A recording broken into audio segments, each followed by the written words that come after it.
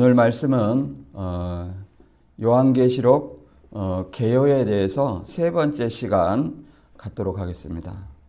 이 세 번째 시간으로 요한계시록을 어떻게 해석할 것인가, 그리고 천년설의 견해에 대해서 알아보도록 하겠습니다. 우리가 이제 2학번에 알아봤듯이 요한계시록은 어떤 책인가? 이단들은 새 요한이 편지를 보낸 서신서가 아니다.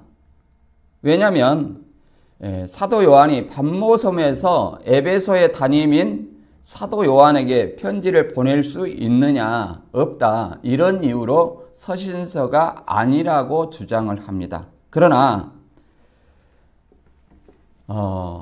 사도 요한은 pat모섬에서 7교회, 소아시아 7교회에 편지를 보냈다는 내용은 계시록 1장 4절에서 요한은 아시아에 있는 7교회에 편지하노니, 그리고 1장 11절에서는 내 보는 것을 두루마리에 써서 에베소, 서머나, 버가모, 두아디라, 사데, 빌라델비아, 라오디게아 등 7교회에 보내라, 이렇게 분명하게 편지라고 말하고 있습니다. 더 나아가서 에베소서 2장 1절이나 7교회 사자에게 항상 하시는 말씀이 에베소 교회의 사자에게 편지하라, 이렇게 분명하게 말씀하고 있습니다. 그러면 이것이 서신서고 애언서는 아니냐? 아닙니다. 이 애언서이자 서신서입니다. 그래서 계시록 1장 3절에는 이 예언의 말씀을 읽는 자와 듣는 자와 그 가운데 기록한 것을 지키는 자들이 복이 있다 하시고, 이 계시록은 이단들이 말한 것처럼 봉안책이 아니라 계시록 22장 10절에 이 예언의 말씀을 임봉하지 말라, 때가 가까움이라, 이렇게 말했습니다. 그래서 임봉하지 말라는 것은 펼쳐진 것이라는 거예요. 펼쳐진 책. 그래서 이 요한계시록은 어떤 책이냐? 애언을 기록한 서신서다, 이렇게 말할 수 있는 것입니다. 그리고 요한계시록의 시대 배경을 우리가 또 2학번에 잠깐 살펴봤습니다. 요한계시록은 도미티안 황제의 시대 배경으로 사도 요한이 그 시대 배경 AD 95년에 기록된 것으로 추정하고 있습니다. AD 95년은 사도 요한이 황제 숭배 거부로 인해서 pat모섬에 유배되어 있을 당시 1년 6개월 유배되어 있었습니다. 그때 두 가지 전승이 전해지고 있다고 말했죠. 하나는 끓는 가마솥에 사도 요한을 넣었는데 죽지 않았다. 그리고 두 번째는 독약을 먹었는데 죽지 않았다. 그래서 pat모섬에 유배되었다. 그럼 나머지는 어떻게 했느냐? 황제 숭배를 거부한 나머지는 스데반처럼 순교를 했고, 계시록 13장 15절의 말씀처럼 짐승의 우상에게 경배하지 아니하는 자는 누구든지 다 죽이게 하더라. 이것이 장막성전 출애를 얘기하는 것은 아닙니다. 누구든지 다 죽이게 하는 거예요. 그래서 순교자가 나오는 겁니다. 이것을 순교를 박해 가운데 핍박을 당하고 순교하는 이것을 뭐라고 말하냐면 환난이라고 말합니다. 환난. 이 환난은 예수님이 십자가에 달리신 그 고통을 함께 동참하는 것이라고 말할 수 있습니다. 하나님 나라의 참음에 동참하는 것이라고 이렇게 얘기를 하고 있습니다. 계시록 1장 9절에는 사도 요한이 그것으로 예수님의 십자가의 고난과 환난에 동참하는 목적으로, 동참하는 것으로 인해서 pat모섬에 유배되었다고 말하고 있습니다. 그래서 계시록 1장 9절에 나 요한은 너희 형제요 예수의 환난, 그렇잖아요. 예수의 환난과 나라와 참음에 동참하는 자라. 하나님의 말씀과 예수를 증언하였으므로 말미암아 pat모섬이라는 섬에 있었더니, pat모라 하는 섬에 있었더니, 이렇게 말합니다. 그래서 이 사도 요한이 황제 숭배를 거부하고 반모섬에 유배된 것 자체가 예수의 십자가 환난, 고난에 동참하는 거예요. 그것이 하나님 나라의 참음에 동참하는 것이고, 그리스도인이 예수님의 십자가의 고통에 동참하는 길이라 할 수 있습니다. 예수님께서는 이미 십자가 지시기 전에, 예수님이 십자가 지시고 난 후에 이런 믿는 제자들에게 환난이 있을 것을, 환난이라는 것은 박해가 있을 것을 설명해 주고 있었습니다. 요한복음 16장 33절에는 이렇게 말하고 있습니다. 이것을 너희에게 이르는 것은 너희로 내 안에서 평안을 누리게 하려 함이라. 세상에서는 너희가 환난을 당하나 담대하라. 내가 세상을 이기었노라. 예수님께서 십자가에 죽으시고 부활하심으로써 죄와 사망의 권세, 사단의 권세를 승리할 것을 선언하시면서 내가 그들을 이미 이겼기 때문에 이겼음을 선포하시면서 너희가 세상에서 박해를 받고 고난을 받고 순교를 당한다 할지라도, 순교를 당하는 환난을 당한다 할지라도 오히려 그것이 성경대로 이루어지는 것이기 때문에 평안을 누리라는 겁니다. 왜? 그 박해를 당하고 핍박을 당하고 죽임을 당하는 가운데서 예수님처럼 부활의 소망이 있기 때문에 평안을 누리라 하는 거예요. 사도행전의 14장 22절에서는 바울이 이렇게 말합니다. 제자들의 마음을 굳게 하여 이 믿음에 머물러 있으라 권하고, 또 우리가 하나님 나라에 들어가려면 많은 환난을 겪어야 할 것이다, 이렇게 말하고 있습니다. 그래서 하나님 나라에 들어가는 조건이 뭐냐?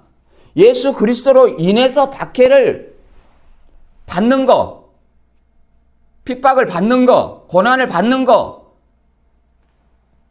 나의 목숨을 예수 그리스도로 인해서 요구할 때 당당히 죽음을 맞이하는 그런 환난을 겪어야 한다고 성경은 말하고 있습니다. 그러나 이단들은 그것이 자기들의 박해라고 얘기를 하지만 그것은 예수 그리스도로 인한 박해가 아니기 때문에 가짜입니다. 교주를 믿는 것으로 인한 박해이기 때문에 그것은 성경과 전혀 상관이 없어요. 그래서 여기 그림 보면 신천지가 이렇게 말합니다. 이만희 씨가 사도 요한을 사칭하는 인물이잖아요. 그러면 반모섬에 있어야 돼요. 그리고 소아시아 7교회에 편지를 보내야 됩니다. 그런데 7교회는 누구라고 그래요? 7사람이라고 하잖아요. 또 7사람은 7별이라고 해서 또 이 장막성전에다 7별을 조작해갖고 붙여가지고 그것을 7교회라고 합니다. 그러나 누가 보더라도 장막성전 교회는 한 개의 교회지 7교회가 될 수가 없는 거예요. 그리고 왜 신천지에서 에베소에서 사도 요한한테 편지할 수 없다, 에베소 담임이라고 부인하느냐? 예를 들어서 반모섬에 사도 요한이 있고 또 에베소가 사도 요한이라면 이것은 에베소는 누굽니까? 유인구씨나 유재열을 얘기하는 거예요. 신천지 논리로는. 그렇기 때문에 이것이 이렇게 얘기를 하는 것입니다. 그래서 이것이 계시록 2장과 3장의 내용만 편지를 보내는 것이 아니라 우리가 잠시 봤듯이 너 보는 것을 책에 써서 7개에 보내라, 이 말은 계시록 1장부터 22장까지가 하나의 편지라는 사실이에요. 하나의 편지. 라이트 언어 스크롤이라고 하나의 두루마리라는 것입니다. 하나의 두루마리. 그것을 계시록 10장에서도 한 두루마리라고 얘기를 하고 있죠. 편호인 두루마리. 그 다음에 오늘 배울 것은 우리가 이 앞번에 요한계시록 어떻게 해석해야 되는가, 이제 이렇게 네 가지 해석이 있다고 그랬어요. 과거적 해석. 1세기 요한 당시 아시아의 교회들이 역사적 상태를 서술한 것이다. 이것의 단점은 예언을 무시한다고 그랬어요. 그 다음에 역사적 해석이다. 이것은 교회사에 대한 예언적 고찰로 보는 견해입니다. 사도시대부터 종말 곧 적그리스도와 바벨론은 로마 제국 및 교황 관련해서 해석하는 것으로 봅니다. 그리고 미래적 해석이 있습니다. 재림 직전과 미래에 될 일을 기록했다. 그 근거는 계시록 1장 19절에 내 본 것과 이제 있는 일과 장차 될 일을 보여준다고 했죠. 그래서 내 본 것은 1장 9절에서 20절, 이제 있는 일은 계시록 2장과 3장이고 계시록 4장 1절부터 22장 5절까지는 장차 될 일. 계시록 4장 1절에 뭐라고 말합니까? 이리로 올라오라. 이후에 마땅히 될 일을 내게 보이리라. 이렇게 장차 될 일이라고 말하고 있습니다. 이것은 교부들과 복음주의자들이 많이 선호하는 해석입니다. 그리고 네 번째는 상징적 해석입니다. 하나님 나라와 하나님과 세상 나라의 전쟁을 상징한다. 교회사를 통해서 선과 악의 싸움의 심판에 관한 실제에 대한 내용이다. 이렇게 설명하고 있습니다. 그러면 우리는 어떻게 해석해야 되는가? 요한계시록은 1세기 7교회의 배경과 과거적 해석, 요한계시록 그 7교회 그 당시에 사도 요한이 반모섬에 유배되었던 당시 도미티안 황제 당시의 그 시대 배경과 그 다음에 미래적 해석, 4장부터 1장에 미래적 해석, 예언이 들어있죠. 미래적 해석. 그리고 이스라엘 12지파 14만 4천, 바벨론, 해달별, 666, 짐승의 표 등 상징적 해석이 조화롭게 해석되어야 한다. 저는 이렇게 보고 있습니다. 그 중에 이제 오늘 간단히 알아볼 것은 나중에 계시록 20장에 가서 자세히 설명할 건데요. 요한계시록의 천년설에 또 견해가 있습니다. 천년설의 견해는 계시록 20장 4절부터 6절까지의 말씀에 천년왕국이 나오는데 이 천년왕국을 어떻게 볼 것이냐 이것을 가지고 크게 네 가지 견해로 나눕니다. 자, 역사적 전천년설, 세대주의 전천년설, 무천년설, 후천년설 이렇게 나누어집니다. 근데 신천지는 전천년설을 믿죠. 그러나 세대주의적 전천년설과 유사한 형태를 띠고 있다고 볼 수 있습니다. 계시록 20장 4절 한번 읽어보겠습니다. 또 내가 보좌들을 보니 거기에 앉은 자들이 있어 심판하는 권세를 받았더라.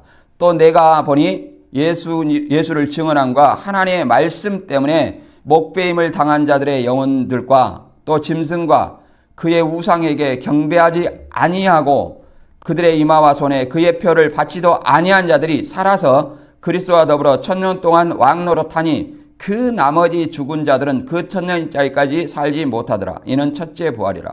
이 첫째 부활에 참여하는 자들은 복이 있고 거룩하도다. 둘째 사망이 그들을 다스리는 권세가 없고 도리어 그들이 하나님과 그리스도 제사장이 되어 천년 동안 그리스도와 더불어 왕노릇하리라. 그래서 신천지가 이것을 오해하는 것은 순교의 영과 짐승과 우상에게 경배하지 아니한 자가 다른 존재다 이렇게 얘기를 하고 있는 겁니다. 그러나 이것은 살아서라는 말이 오늘날 자신들 신천지를 가리키는 것이 아니라 그 당시에 순교한 영들, 목배임을 당한 영들이 죽었기 때문에 다시 살아나서를 이렇게 죽었기 때문에 살아서 이렇게 얘기를 합니다. 다시 살아났다는 의미로 설명하는 거예요. 그리고 이것은 결과와 원인을 설명하는 구절이에요. 결과는 뭡니까? 목배임을 당한 자의 영혼들. 어떻게 해서 목배임을 당했습니까? 계시록 13장 15절에는 짐승의 우상에게 경배하지 아니한 자는 몇이든지 다 죽이게 하더라. 짐승의 우상에게 경배하지 않은 자는 몇이든 다 죽였기 때문에 순교한 자들이 있어요, 없어요? 있다는 겁니다. 그럼 경배하지 않으면 표를 받지 않아요. 그래서 이 목배임을 당한 자 영혼들이 있고 또 그들은 짐승과 그의 우상에 경배하지 아니하고 경배하지 않았기 때문에 뭐예요? 다 죽였으니까 순교자들이란 말하는 거예요. 원인이죠. 또 경배하지 않았으니까 그들의 이마와 손에 그의 표를 받지 아니했죠. 경배한 자들에게 표를 주는 거예요. 1세기 당시에 도미티안 황제 1년에 한 번씩 황제 숭배를 했습니다. 도미티안 황제가 황제에게 1년에 한 번씩 그 신상에게 숭배하는 자에게는 황제의 이름이 기록된 어인을 찍어서, 도장을 찍어서 그걸 가지고 살아납니다. 그것이 황제 숭배의 증표예요. 그러나 황제 숭배를 거부하는 자들은 다 죽게 되어 있습니다. 누구든지 다 죽이게 하더라. 그래서 먹배임을 당한 자의 영혼들이 나오는 거예요. 그래서 먹배임을 당한 자의 영혼들이라는 것은 결과적인 내용이요. 원인은 뭐냐? 짐승과 우상에 경배하지 아니하고 이마와 손에 표를 받지 아니했기 때문에. 그래서 이 두 존재가 아니라 한 존재고 죽은 자들이라는 거예요. 그렇기 때문에 살아서 그리스도와 더불어 1000년 동안 왕 노릇하니 이것이 첫째 부활이라는 거예요. 이것이 첫째 부활이다. 그래서 그 나머지 죽은 자들이라는 것은 순교하지 아니한 자들. 순교하지 아니한 자들은 1000년 후에나 다시 산다는 거예요. 1000년 후에는 이제 백보자 심판이 있죠. 그때 심판받게 된다는 것을 얘기를 하고 있는 것입니다. 그래서 여기서 이단들은 짐승과 우상을 별도로 설명하고 있는데 짐승과 그의 우상입니다. 그래서 짐승과 우상은 같은 존재예요. 그 도미티안 황제가 있어요. 그 도미티안 황제가 살아있을 때 자기의 어떤 신상을 만들어 놓고 그 신전에 신상을 만들어 놓고 제사장으로 하여금 1년에 한 번씩 참배하게 만들었어요. 이것이 역사적인 어떤 사실로 나타납니다. 이걸 얘기를 하는 거예요. 물론 뭐 네로다, 666이다, 뭐 교황이다 이렇게 얘기를 하고 있습니다만은 우리가 이 앞번에도 말씀드렸듯이 자, 네로나 666이나 교황이나 자기의 형상을 만들어 놓고 경배하지 아니한 자는 누구든지 다 죽였느냐? 그렇지 않았다는 거예요. 오로지 도미티안 황제만이 그런 일을 했다는 거예요. 그 네로 박해 이후에 가장 극심한 박해가 도미티안 황제의 박해입니다. 그래서 사도 요한 그 시대의 배경과 도미티안 황제가 짐승이라는 이 배경과 정확히 일치하고 있습니다. 그래서 이 첫째 부활은 역사적 전천년설 견해로 예수님이 재림할 때 데살로니가 4장 16절의 말씀처럼 죽은 자들, 예수 안에서 죽은 자들이 먼저 일어나고 먼저 첫째 부활하고 이렇게 말할 수 있는 것입니다. 그래서 이제 그림을 통해서 요한계시록의 전천년설의 견해를 하나씩 알아보도록 하겠습니다. 이 전천년설, 후천년설 이렇게 하면 복잡하게 생각하는데 기준이 무엇인가를 알면 간단합니다. 무엇이 기준이냐면 천년왕국이 기준이에요. 천년왕국이 기준이에요. 1000년 전에 재림하면 이것이 뭐예요? 역사적 이게 전천년설. 근데 역사적 전천년설인데 전천년설에 이제 역사적 전천년설이 있고 세대주의적 전천년설이 있습니다. 그리고 천년이 없다 이것이 뭐예요? 무천년설이에요. 그리고 1000년 후에 재림한다 이것이 뭐예요? 후천년설입니다. 그러니까 1000년이 기준이에요. 그림을 보면 예수님이 공중 예수님이 재림하고 그 다음에 천년왕국이 펼쳐진다. 이렇게 볼 수 있죠. 전천년설이라는 것은. 그 다음에 예수님이 재림하기 전까지가 천년이다. 그러니까 천년왕국이 없는 거예요. 이게 무천년설이에요. 무천년설이라는 건 초림부터 재림까지를 얘기하죠. 그 다음에 후천년설이라는 건 뭐냐면은 천년왕국이 있고 나서 예수님이 재림한다 이런 논리예요. 그래서 천년이 기준이라는 거. 자, 1000년 전 재림, 천년 후 재림, 무천년설, 천년이 없다. 이렇게 간단히 생각하면 됩니다. 그래서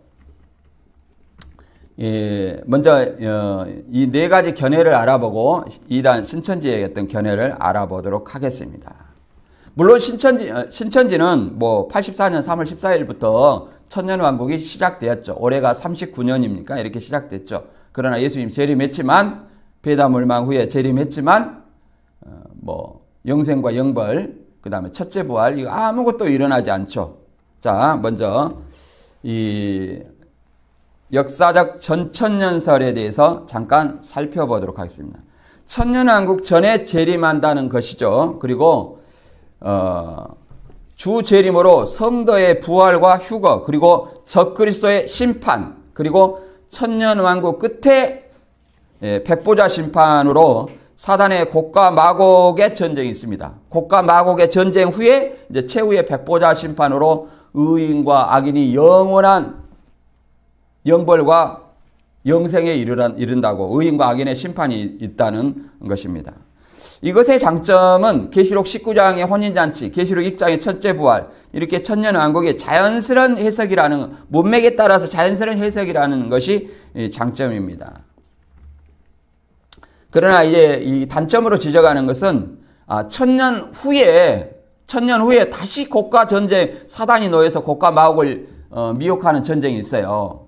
그러면 이게 불완전한 천년 왕국이지 않느냐, 이렇게도 생각을 합니다. 그러나 천년 왕국, 천년 후에 이 곡과 마곡이 미혹돼서 사단이 곡과 마곡을 미혹해가지고 이렇게 사랑하는 성을 공격한다는 내용이 있죠. 그래서 심판하고, 이제 백보자 심판하고 의인과 악인이 이렇게 영원히 갈라지는 그런 내용이 있습니다. 그리고 세대주의적인 전천년설은 어떻게 다르냐? 세대주의. 이 세대주의는 19세기 영국에서 시작해서 구원파, 말씀 보존학회, 킹 제임스 성경, 침례교, 베레아, 위트니스리 등 이런 사람들이, 이런 교파들이 믿고 있습니다. 세대주의는 각 시대마다 구원 방식이 다르다. 그러니까 신천지하고 좀 비슷하죠. 아담, 노아, 아브람, 모세, 예수, 이만희 씨 이렇게 해가지고 시대마다 구원의 방식이 다르다. 이게 세대주의예요. 그러니까 시대별로, 시대주의라고도 말하죠. 시대별로 이렇게 구원자가 다르다. 구원이 달라진다. 이렇게 얘기를 합니다. 이것은 성경의 구원자인 예수 그리스도의 핵심을 전면 부인하는 교리라고 말할 수 있습니다. 그리고 계시록을 완전히 이 문자적으로 그대로 보는 겁니다. 예를 들어 14만 4천을 유대인, 666을 베리칩, 그 다음에 이스라엘 성전이 회복된다. 이라고 소나 양과 비둘기 이런 제사를 다시 지낸다는 거예요. 그리고 팔레스타인, 이스라엘이 다시 유대인들이 다시 건국한다는 거예요. 이런 논리로 보고 있습니다. 그러니까 완전히 문자적으로 보기 때문에 어떤 현상이 나느냐, 유대인 중심의 부활이 일어나는 거예요. 왜 그러냐면 이스라엘과 유대인과 교회를 구분합니다. 그래서 계시록 4장에 성령의 나팔 불 때 휴거가 되는 것도 아니고 성령의 감동에서 이리로 올라갈 때 이 계시록 4장에서 공중 재림하고 휴거를 한다는 겁니다. 그래서 지상에서는 이제 7년 대환란이 일어나요. 그것이 계시록 4장에서 19장까지입니다. 그러면 7년 환란에 노출되어 있는 사람은 누구냐면 유대인들이라는 거예요. 그리고 교회는 이미 계시록 4장에서 올라가니까 계시록 4장부터 18장까지는 교회와 아무런 상관이 없어요. 교회는 환란을 거쳐가지 않는다는 거예요. 이것이 과연 맞을까요? 왜 그러냐면 계시록 4장 1절에는 제가 한번 읽어보겠습니다. 어떤 말이 있냐면 이게 나팔 불고 휴거가 되는 것인지 한번 잘 생각해 보세요. 이 일 후에 내가 보니 하늘에 열린 문이 있는데 내가 부른 바 처음에 내게 말한 나팔 소리 같은 그 음성이 가로되 이르되 이리로 올라오라. 이후에 마땅히 일어날 일을 내게 보이리라 하시더라. 내가 곧 성령에 감동하였더니 보라 하늘에 보좌를 베푸고 보좌 위에 앉으신 이가 있는데, 그러잖아요. 이것은 천사의 나팔이 아니라 누구예요? 예수님의 음성을 듣고 이리로 올라오라. 사도 요한이 그래서 성령의 감동에서 올라가는 것이지 우리가 마지막 나팔에 부활체로 변해서 올라가는 것이 아니에요. 데살로니가 전서 4장 16절 이하 17절 읽어보면 이렇게 말하고 있습니다. 어떤 소리에 의해서 우리가 휴거되느냐, 죽은 자가 부활하느냐, 이걸 살펴보면 알 수 있겠죠. 주께서 오령과 천사장의 소리와 하나님의 나팔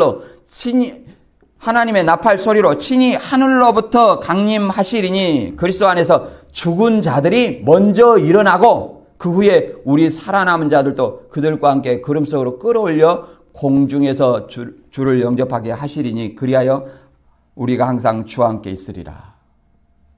누차 말씀드렸지만 천사장의 소리, 하나님의 천사가 나팔 불고 올 때 그 나팔 소리에 의해서 죽은 자들이 먼저 일어나고 그 후에 우리도 그 나팔 소리에 의해서 예수님의 형상과 같이 빌립보서 3장 21절의 말씀처럼 우리의 낮은 몸을 예수님의 영광의 몸의 형상처럼 변화된 몸으로 끌어올려 가는 거예요. 나팔 소리에 의해서, 예수님의 말씀에 의해서, 성령의 감동해서 끌어올려 가는 것이 아니라 우리 몸이 영생하는 몸, 그걸로 끌어올려 가는 거예요. 이 세대주의는 이중재림입니다. 계시록 4장에서 재림하죠. 계시록 19장에서 재림하죠. 재림이 2번 있어요. 그래서 이것은 약간 문제가 있다고 생각을 합니다. 약간 여러분들이 잘 판단하시면 경계해야 될 세대주의 전천년설이라고 이렇게 얘기를 할 수 있습니다. 그 다음에 무천년설이라는 것은 천년 기간을 신약시대로 초림과 재림 사이의 기간을 봅니다. 그래서 계시록에 나온 42달, 1260일, 3년 반, 이게 다 천년왕국, 이것이 다 뭐예요? 초림과 재림 사이로 보는 겁니다. 그래서 사단의 결박은 십자가 사건으로 이미 사단의 결박이 됐고, 순교자가 예수님이 십자가에 못 박히신 순간 순교자들은 첫째 부활한 거예요. 더 나아가서 예수를 믿는 자들도 첫째 부활했다고 이렇게 얘기를 합니다. 그리고 대배교와 대환란이 있고 천년기간이 끝날 무렵에 사단이 잠깐 노임을 받아 대배교와 환란이 일어나고 재림하면 끝난다고 이렇게 설명하고 있습니다. 이제 이것은 이 장점은 뭐냐면 교회의 고난과 영광에 대한 이해예요. 단점은 고난받는 성도들이 없다는 겁니다. 새하늘 새 땅을 어떻게 할 것이냐, 이런 문제가 있고, 이것은 아브라함 카이퍼, 헤르만 바빙크, 게알더스 보스, 안토니오 후쿠마, 루이스 볼코프 등이 이걸 믿습니다. 그러나 역사적 전천년설은 누가 믿냐면 바나바와 순교자 저스틴, 폴리캅, 이레니우스, 터툴리안, 조지 레드 등이 역사적 전천년설을 믿고 있습니다. 그리고 후천년설은 뭐냐? 후천년설은 천년 후에 예수님이 재림한다고 그랬죠? 무엇이 기준이라 했어요? 천년이 기준이라 했죠? 그러니까 천년설은 어려운 건 아닙니다. 천년 후에 예수님이 재림하는데 복음의 전파로 세상은 점점 의와 평화의 시대가 도래해서 완전한 천년왕국이 도래한다. 그래서 점점 복음이 전파되므로 죄는 남아있지만 악은 현저하게 감소돼서 천년왕국을 누리게 된다. 그때 이제 예수님이 재림한다는 거예요. 지상천국이 된다는 거죠. 그래서 교회의 전성기 및 세계 평화가 완전히 이루어졌을 때 예수님이 재림한다. 그래서 대환란은 끝없는 성과 악의 싸움이라고 봅니다. 이것의 장점은 세계 복음화에 대한 소망과 기대, 단점은 계시록 19장의 아마겟돈 전쟁과 계시록 20장의 곡과 마곡의 미혹 등, 첫째 부활과 곡과 마곡의 미혹 등, 이것을 낙관적 해석을 하는 겁니다. 낙관적 해석으로 미혹을 하는 거죠. 이거는 로레인 베트너와 비비 워펄드, 찰스 하치, A.A. 하치 등이 주장하고 있는 내용입니다. 그러면 우리는 이 중에서 어떤 것을 저는 우리 정통으로 보냐면 역사적 전천년설, 그 다음에 무천년설, 후천년설을 우리가 우리 기독교에서 받아들이고 있습니다. 그리고 세대주의 전천년설은 경계해야 될 교리로 보고 있습니다. 개인적으로 저는 이제 역사적 전천년설을 좀 지지하고 있는 입장입니다. 뭐 다른 것을 틀렸다는 얘기가 아니라 역사적 전천연설을 지지하고 있는 입장입니다. 왜 그러냐면 우리가 조금 전에 봤듯이 데살로니가 전서 4장 16절에 주께서 호령과 천사장의 소리와 하나님의 나팔 소리로 친히 하늘로부터 강림하시리니 그리스도 안에서 죽은 자들이 먼저 일어나고, 나팔 소리로 인해서 죽은 자들이 먼저 일어나고, 이것이 뭐예요? 나팔 소리로 인해서 죽은 자들이 먼저 일어나는 것, 순교자들이 먼저 일어나는 것, 이게 첫째 부활이다. 이렇게 보고 있습니다. 고전 15장 부활장에서도 이 부활에 대해서 자세히 설명하고 있는데, 예수 그리스도 강림하실 때 그에게 붙은 자가 나옵니다. 이 붙은 자가 뭐예요? 첫째 부활한 자입니다. 그리고 그 후에 우리 살아남은 자들도 그들과 함께 구름 속으로 끌어올려 공중에서 주를 영접하게 하시니 그리하여 항상 주와 함께 있으리라. 그래서 그 후에는 뭐 나팔 소리 84년 3월 신천지 말씀처럼 84년 3월 14일에 뭐 나팔 소리가 불고 일곱째 나팔이 불었는데 뭐 순교자들만 14만 4천 대기하고 있고, 신천지인들은 뭐 나중에 14만 4천 입 맞은 자가 차면 그때 뭐 신일합의를 한다, 이런 내용이 아니에요. 고전 15장 51절에는 뭐라고 말하고 있습니까? 한번 다시 한번 가서 읽어볼게요. 보라, 내가 너희에게 비밀을 말하노니 우리가 다 잠잘 것이 아니오 마지막 나팔에 순식간에 호련히 다 변하리니 나팔 소리가 나매 죽은 자들이 썩지 아니할 것으로 다시 살고 우리도 변화하리라. 자, 나팔 소리로 인해서 죽은 자들이 썩지 아니할 것을 살고 우리도 변하리라. 그것이 언제요? 나팔 소리는 예수님이 재림할 때 부는 겁니다.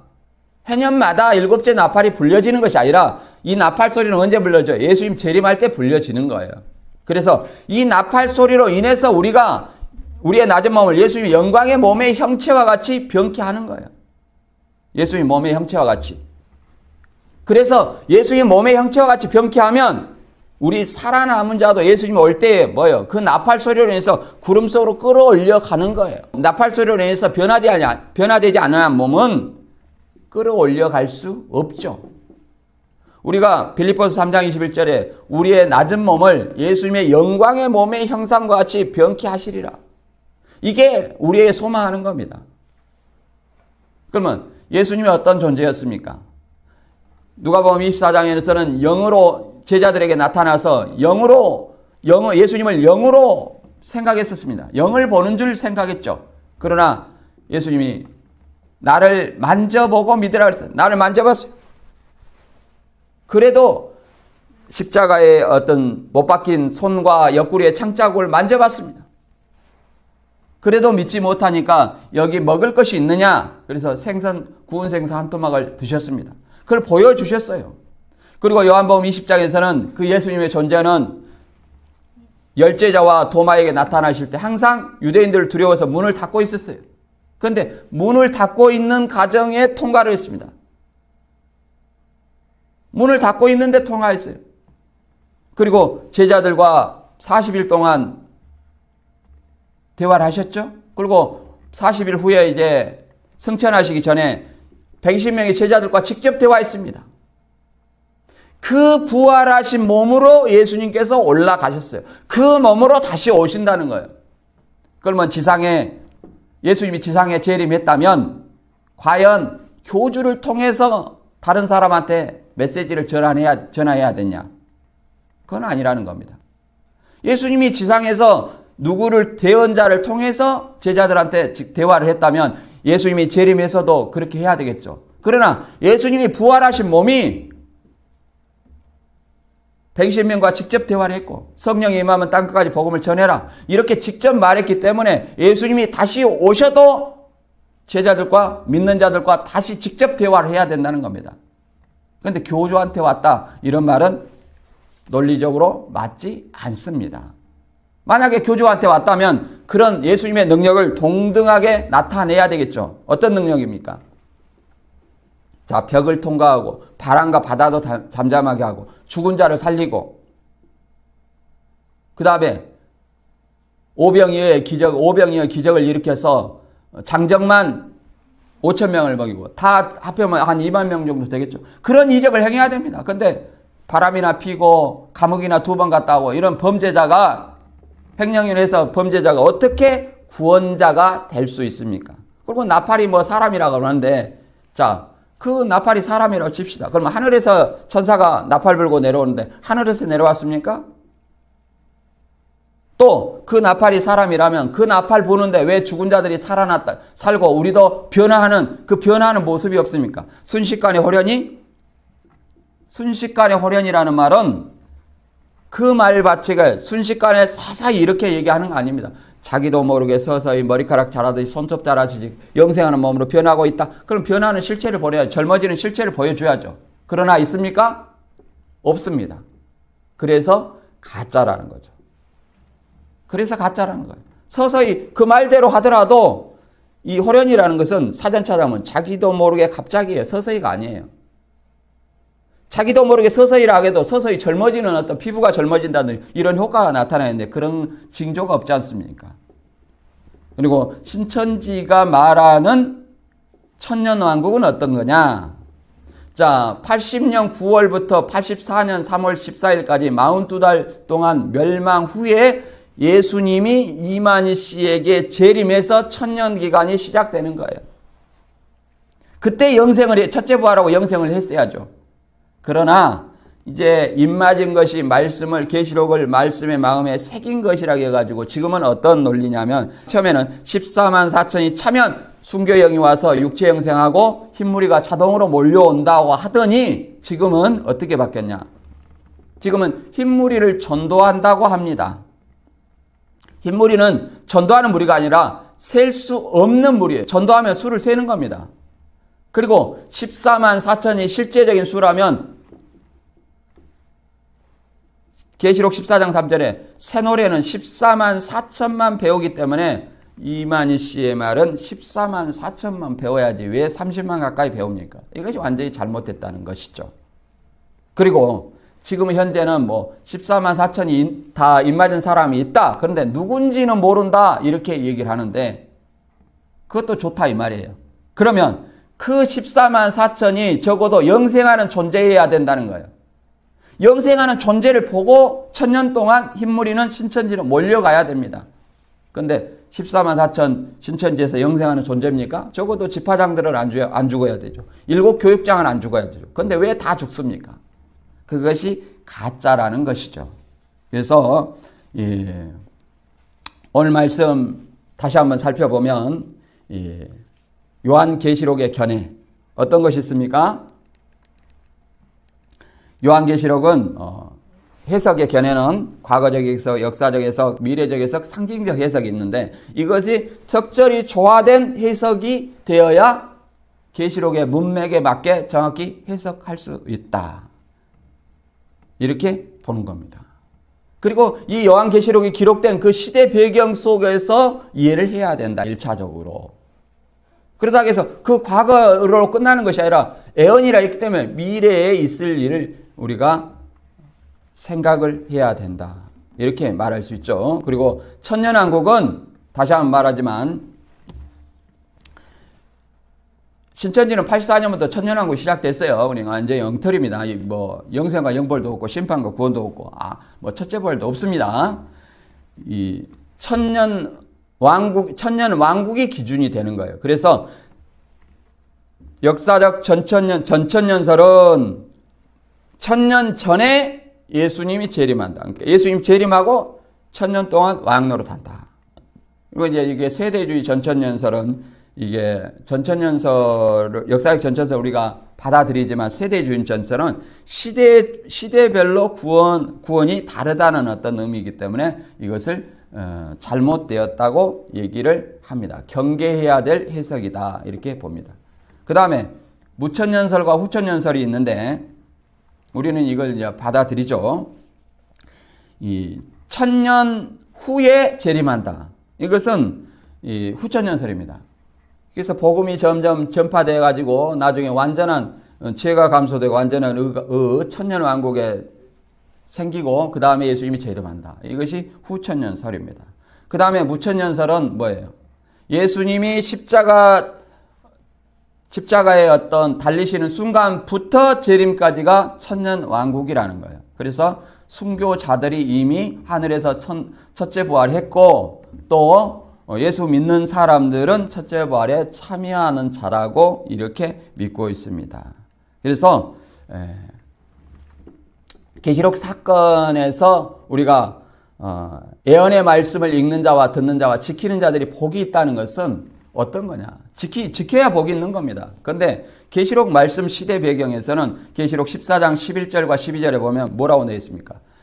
그 고난의 연기가 세세토록 올라가리로다. 짐승과 그의 우상에 경배하고 그의 이름의 표를 받는 자는 누구든지 밤낮 쉼을 얻지 못하리라. 성도들의 인내가 여기 있나니 그들은 하나님의 계명과 예수에 대한 믿음을 지키는 자니라. 이겁니다. 결론이. 자, 짐승은 하나님의 백성을 핍박하고 박해하는 자들을 짐승이라고 얘기를 합니다. 그래서 짐승과 우상이 다른 것이 아니라 짐승과 그의 우상이에요. 같은 존재예요. 이게 짐승의 우상에 경배해야만이 이름의 표를 주는 거예요. 그 짐승의 이름의 표를 주는 거예요.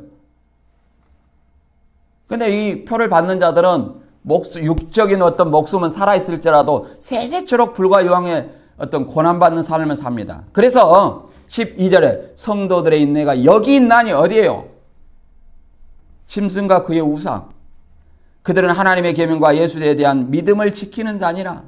경배하지 않는 것이 하나님의 계명과 예수 믿음을 지키는 거예요. 이게 진정 이기는 것입니다.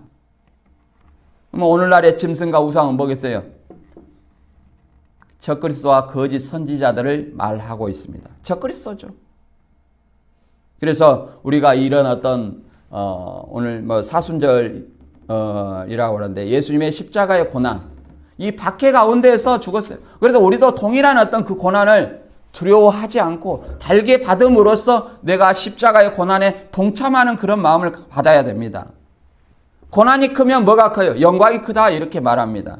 로마서 8장 18절에 생각한데 현재의 고난은 장차 우리에게 나타날 영광과 좋게 비교할 수 없도다. 세상에서 너희가 환난을 당하나 담대하라고 말합니다. 저와 여러분이 진정 이런 어떤 믿음을 가지고 세상에 담대하게 주님의 복음을 증거할 수 있는 사람이 되었으면 합니다. 오늘 말씀 여기서 마치겠습니다.